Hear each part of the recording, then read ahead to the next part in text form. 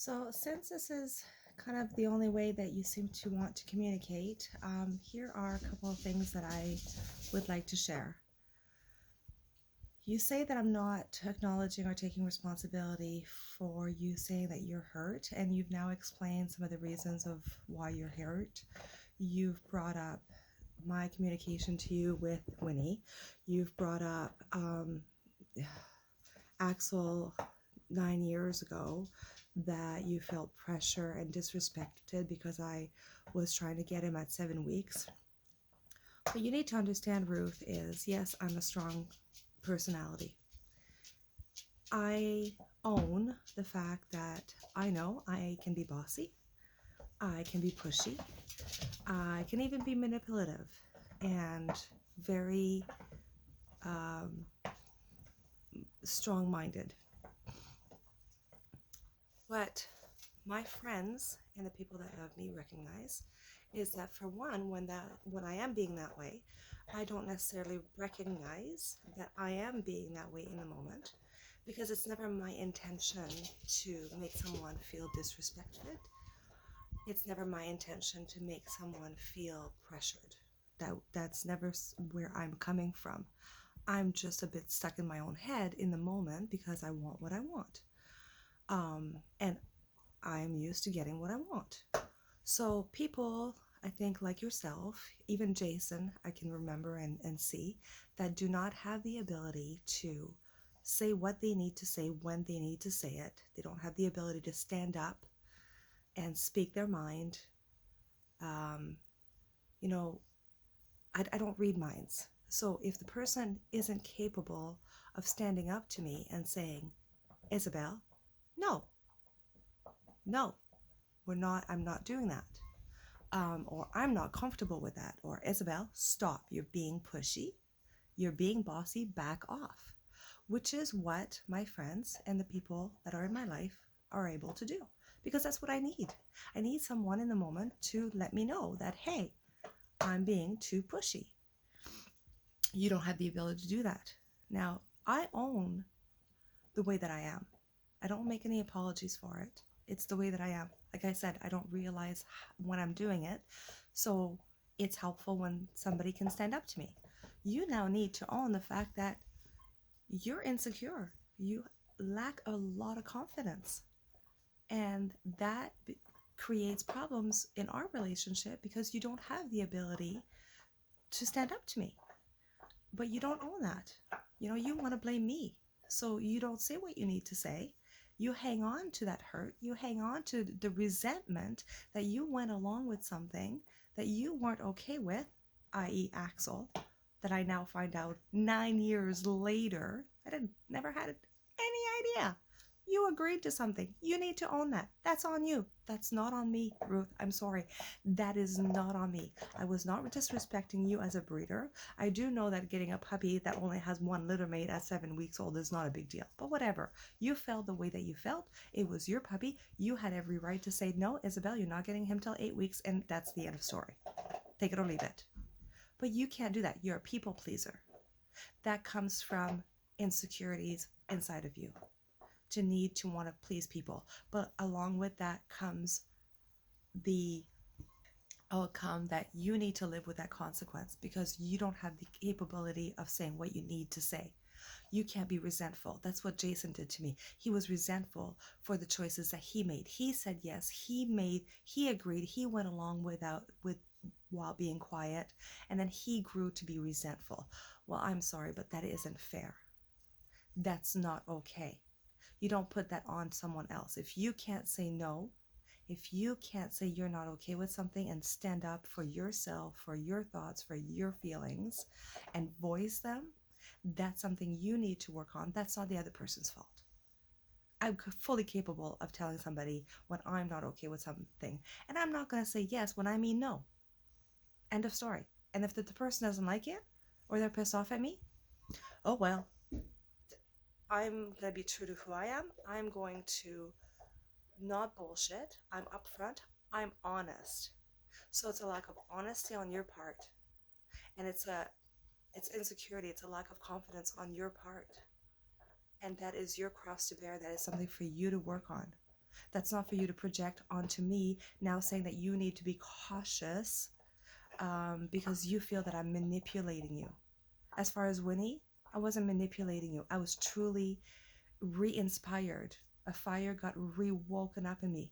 I saw this as a great opportunity, not only for myself, but yes, as a solution for you, because I saw our friendship clearly very differently than you did.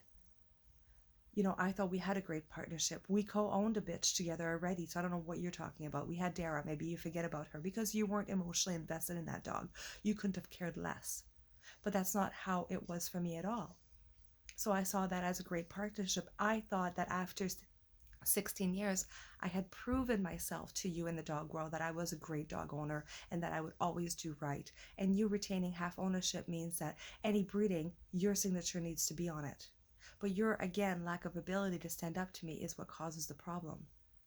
I didn't realize that it was as bad as it was.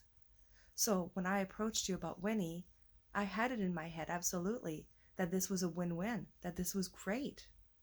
And I never saw that you would just simply never would have owned a bitch with me, period. Not only Winnie, which is fine. You could have said, I'm emotionally attached to her. I'm not selling her. I'm not doing a co-ownership with breeding with her. I want to retain all rights to her. I'm going to place her in a pet home that I can have full control. That's what I want for this particular dog. But hey, maybe, if we have another successful breeding with Hoshi, I recognize that you want to further yourself with your next dog. I get that. Most people at this level in the dog world eventually get there. I've tried twice already in the past. So you could have said, let's maybe look into the pig bitch out of the next litter. I can't retain them all. So it's a great opportunity for you to further yourself as a breeder as well. No, you just slam dunk, closed that door, shut, locked it. You said no, never, absolutely no, hard no. And then you went on to give me a bunch of explanations like I didn't know what any of this meant. So yes, that was insulting. It was insulting to me, to my level of experience in the dog world, to my knowledge, for you to feel like you had to define, you know, uh, what things meant to me and explain, definitions. But then that was just a hard no, that you would never even entertain this. So it was hurtful. I wasn't expecting that.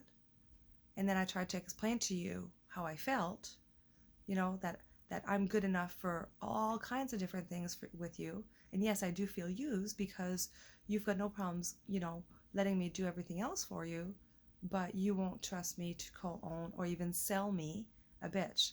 So yes, I went to Caroline because those are the dogs that I like.